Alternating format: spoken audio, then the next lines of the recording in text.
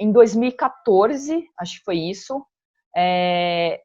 enfim, o prefeito estava lá, em Barcelona, e aí, bom, prefeito, que tal conhecer aí um dos maiores Fab Labs, laboratório de fabricação digital que tem em Barcelona, enfim, incrível, e ele foi conhecer o Fab Lab do IAC, que é o Instituto de Arquitetura Avançada da Catalunha, e aí ele ficou encantado, falou, nossa, bom, dá para fazer muita coisa, imagina isso na mão da galera super criativa do Brasil, e quando ele voltou, ele, não, vamos fazer essa rede e tal, e aí...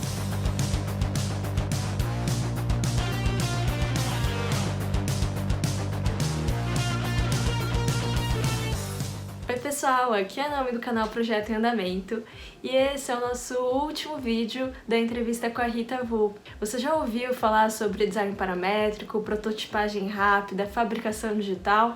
Todos esses termos a gente vai amarrar e costurar aprendendo um pouco da história sobre os Fab Labs no Brasil e o movimento maker com a Rita Vu. Agora nesse vídeo. Eu vou voltar só um pouquinho, porque eu acho que vai ser interessante para as pessoas entenderem como que eu caí nessa, né, da fabricação digital. Porque até então eu estava no curso de arquitetura e, para mim, assim, como uma grande admiradora do Artigas, eu lembro que o primeiro livro que eu li quando eu entrei na FAO, e adoro a biblioteca da FAO, né, a Varandinha, foi um livro muito fininho, pequenininho, porque eu queria ler rápido na biblioteca, e ele falou da função social do arquiteto. E eu achei incrível, porque quando eu escolhi o curso de arquitetura, que eu tinha essa visão de arquitetura, fazer casinha e tal, nunca me interessou fazer casa burguesa, de milhões e milhões, etc. Eu sempre, para mim, sempre é como eu posso ajudar as pessoas que precisam, porque ajudar quem não precisa, tá, tudo bem, eu quero ser útil para quem realmente necessita. Então, essa coisa da moradia, ela é muito importante e é uma das coisas, né, quando a ONU coloca ali das coisas básicas para o ser humano, comida, saúde, etc., moradia é uma delas. Morar é muito importante. E aí a questão da habitação social, digamos que foi o meu primeiro interesse. Então, quando eu fui fazer a primeira iniciação científica, que eu fui estudar o uso pós-ocupação de empreendimentos em São José do Rio Preto, eu tinha essa coisa do interesse de entender como que as pessoas moravam ali dentro, como eu podia melhorar e etc. E isso fez com que eu fosse trabalhar na Coab. E aí, assim, uma das coisas que, principalmente, né, quando a gente vai para o interior, aqui em São Paulo o terreno é mais caro, é mais difícil, então tem aí, né, são vários predinhos iguais, mas no interior era muito comum a coisa da casa, daquelas casas pequenininhas, iguaizinhas, tal, aquele copy-paste. E isso me incomodava bastante. Então, quando eu estava trabalhando, eu, né, estagiária, toda assim, eu ficava, mas não tem como, né, dar uma personalizada nisso, fazer diferente. O pessoal, não, que tá custo. Aqui o custo tem que ser menor e era sempre essa coisa de orçamento baixo, reduzir custo, reduzir custo, reduzir custo. E aí virava aquele negocinho, assim, tá, beleza. E aí eu comecei a pesquisar, né, como que a gente poderia dar uma mínima personalizada ou fazer projetos diferentes, mas que não desse um custo maior para cada casinha que estivesse sendo feita, que seja deslocar X centímetros uma janela, daí do outro baixa um pouco, sei lá. Como tem o custo da questão do projeto, e por isso que não interessa que cidade tinha o mesmo projeto, porque, enfim, fazer outro projeto ia ser mais tempo, mais custo, etc. Então não interessa onde estava a insolação, se o terreno era plano, se tinha uns... Não interessa, era o mesmo projeto. Então eu comecei a estudar como que a gente poderia projetar mais rápido e pudesse ter alguma coisa, alguma variabilidade, talvez até usando pré-fabricados e aí fazer uns legos diferentes. Aí isso cortaram, mas foi interessante porque eu encontrei o design paramétrico. Disso eu pirei, e aí tentei colocar isso na Coab e tal. A gente fez até umas coisas, uns experimentos de algumas partes construtivas, foi interessante, mas enfim, obviamente não foi para frente, né? A questão era mais político-econômica do que de design, com certeza, então não rolou, mas para mim foi super interessante, encontrei o design paramétrico, e aí, como que a gente pode produzir, fabricar isso mais, sei lá, com custo reduzido, fui para fabricação digital. O início foi a minha segunda iniciação científica, que foi sobre prototipagem rápida. Ninguém falava disso na FAO, absolutamente ninguém falava de nada digital, enfim, galera modernista, concreto, armado, aparente, brutalismo, nada a ver.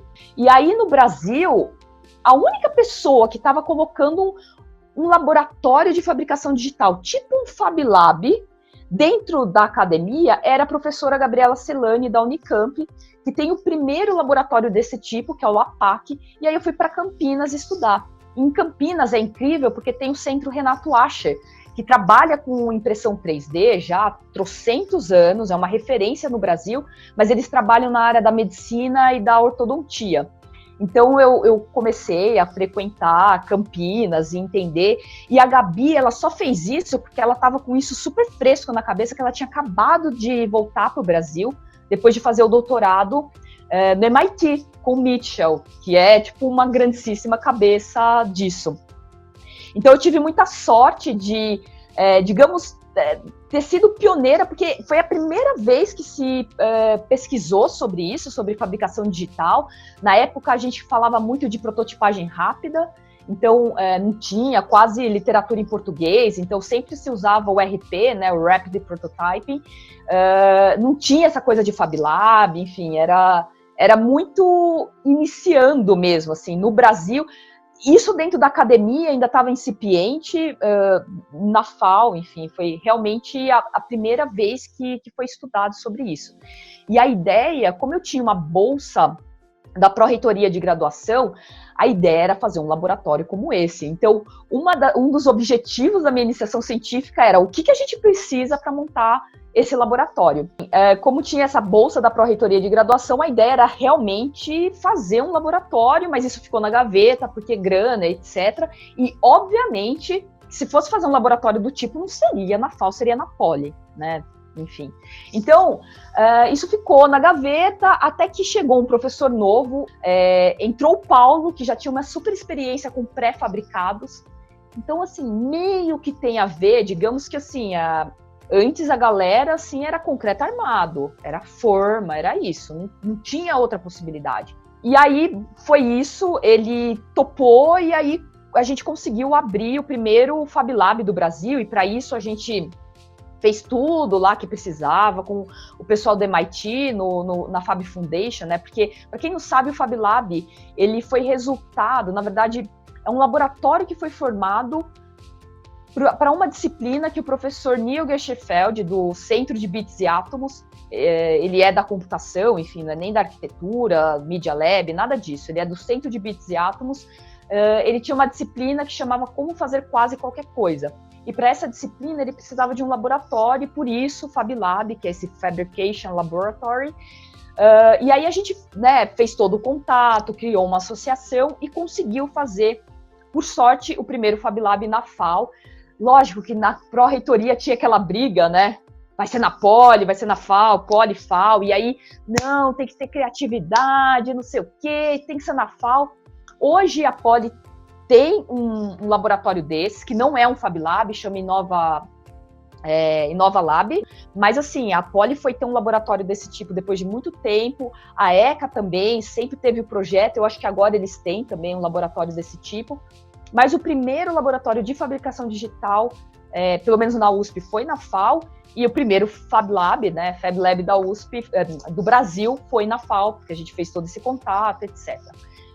Mas assim, teve que ter, sei lá, pagar advogado para fazer associação, para a gente conseguir homologar um negócio e tal. Quem que vai pagar o advogado? A USP vai pagar? Não. Então a gente fez, assim, meio que uma vaquinha entre nós. Então, assim, eu, estudantezinha, peguei uma bolsa minha de CNPq e ajudei a pagar o... Então, assim, por isso que eu falo e por isso que a gente fala, não é membro fundador, mesmo porque a gente botou grana, a gente teve que fazer muita coisa que não tinha incentivo da universidade. A gente sabe que esses processos dentro de instituições públicas são muito burocráticos, então a gente queria fazer de alguma forma, então a gente deu um jeito de fazer e muita coisa foi feita porque a gente quis fazer, ponto. Bom, depois disso, vários outros laboratórios surgiram pelo Brasil. principalmente privados.